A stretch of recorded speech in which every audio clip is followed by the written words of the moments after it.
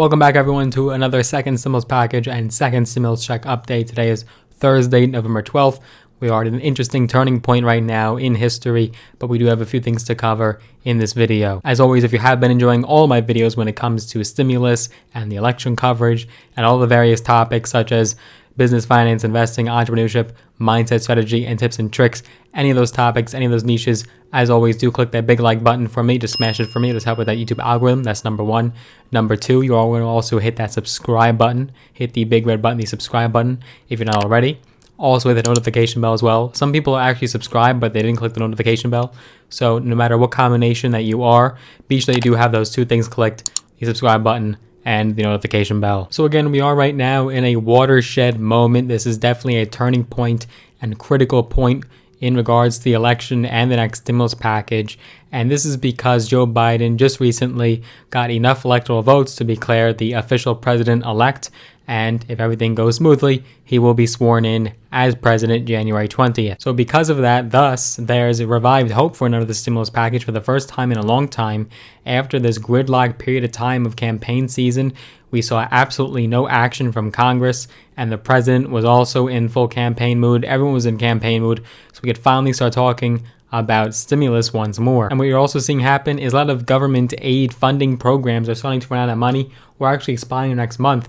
So American households may face more hardship without another round of government help if we don't get more stimulus injected in the economy and more relief. Economic analysts are saying that it is likely that eventually we will get another package passed, but the unknowns include its size and timing. And Senate Majority Leader Mitch McConnell has signaled that he wants another stimulus package. He actually noted in November 4th, we talked about this a few updates ago, that he would actually like to see an aid deal pass before the year end, but he's also changed his tune, and now he does not think that we'll see a package before the new year. And so the language from Congress has been rather ambiguous. We truly don't know what the timeline of events here are going to be, especially as a lot of key Republican senators and Congress people are still backing Trump in his efforts to try to overturn this election. But you're also seeing now a surge and a crusade of other senators that are actually backing Biden and saying that he should be briefed and he should be prepared and ready to get into office. And according to Wall Street analysts, even so, any package that's passed during this lame duck session in between Election Day and Inauguration Day is probably much more likely to be far smaller than the $2 trillion that the Democrats have sought after and fought for. According to Brian Gardner, who's a Washington policy strategist at Stifel, he said in a Monday research note that McConnell, quote, will likely repropose a plan he pushed in October, and the McConnell plan was for $500 billion and included additional Paycheck Protection Plan funds. We've covered that proposal and similar proposals on this channel before in other updates. You could see all of the updates on my channel in the stimulus playlist that I have stapled to the homepage of my channel, as well as some links down below in the description. Now, if you have been living under a rock, or perhaps you didn't see my recent video where I sold my Pfizer stock for a profit and then reinvested that back into Apple, you may or may not have heard about the recent developments when it comes to Pfizer and their 90% effective vaccine that has been shown to prevent the virus in patients who have actually not already been known to have the virus. And that is actually having a double-edged sword effect when it comes to the next stimulus package. Republicans and red states and the Trump administration have already had a lax view of the virus and didn't really want to restrict people and businesses and rather give them liberty and freedom and the ability to open with knowing the risk of the virus.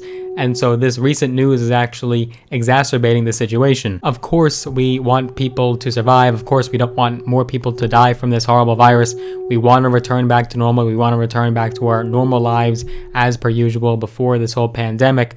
But what's going on here is that this vaccine is going to have favorable and not so favorable effects when it does come to more relief. So Gardner added in his research note that he had said that Republicans may actually want to push for a smaller package given Pfizer's announcement on Monday that its human trials does suggest that its vaccine is 90% effective at preventing the virus. And what's also going to happen is a widespread rollout of an effective vaccine could reinvigorate parts of the economy that have been hard hit by the pandemic, such as the airline and hospitality industries. And so this might alleviate some of the need for government support. And as I mentioned before, even though Biden is getting in the White House, you still have a divided Congress. This doesn't automatically mean that it's all sunshine and rainbows and everything's happy now and we can have as much stimulus as we want in the economy. Remember, you still have Mitch McConnell and the GOP, who is very much in disagreement with a lot of the policies that the Democrats are trying to fight for.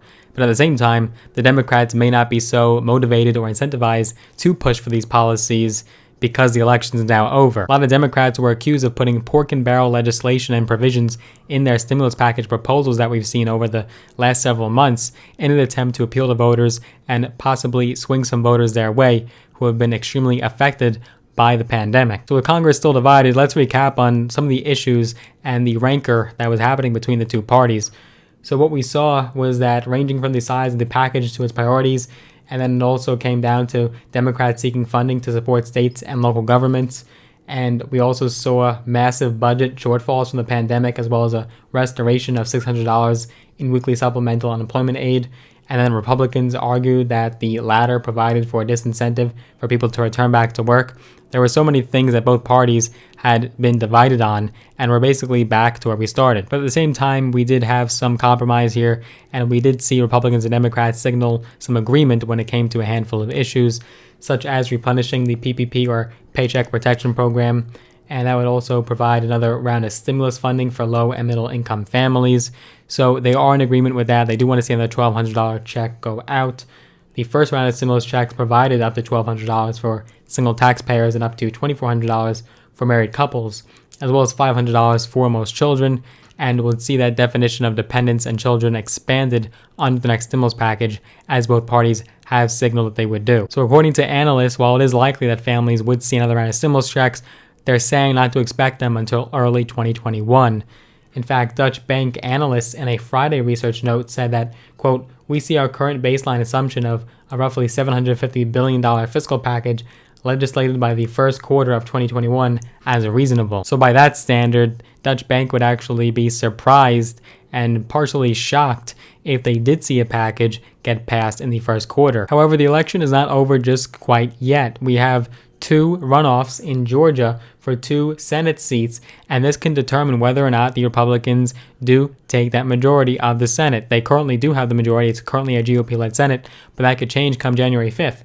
So if Democrats don't succeed in those runoffs, then the Republicans will maintain control, and this will also make it less likely that a President Biden could pass and sign a major stimulus effort. There's also a vast division in both parties and the White House with the current administration when it comes to the final price tag of the next stimulus package. And so we've seen prices ranging from $500 billion to 1.6 to 1.8, all the way to 2.2 trillion, and then larger than that in previous proposals from months ago. Both parties have respectively rejected offers in that they did not provide enough relief or perhaps too much relief to certain areas that were just overkill.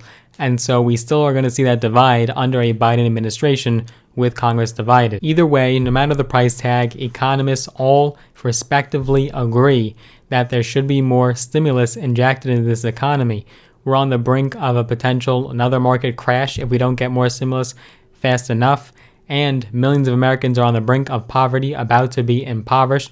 We need more stimulus to keep this economy buoyed. I would hope that negotiations do rekindle even before Inauguration Day. I would hope we don't have to wait until January 20th to start seeing negotiations happen again.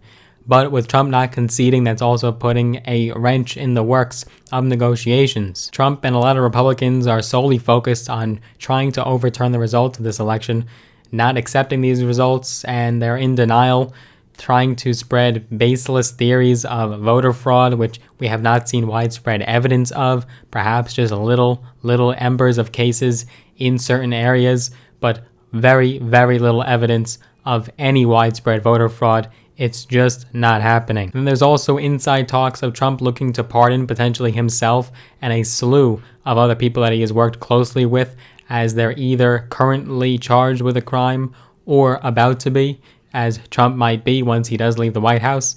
And so they want to seek immunity, and that's what they're focused on as well. So hopefully more updates and developments will be coming in the subsequent weeks, as virus cases are surging all over the country and the world, and we're seeing some record numbers that we haven't seen in history in regards to this virus. So hopefully it will be coming, but all updates can be found on this channel. This is your one-stop shop for everything and anything stimulus. So if you did enjoy this video, give it a big thumbs up, smash the like button. Also go ahead and click that subscribe button and the notification bell if you haven't already. I do look forward to seeing you in the next video.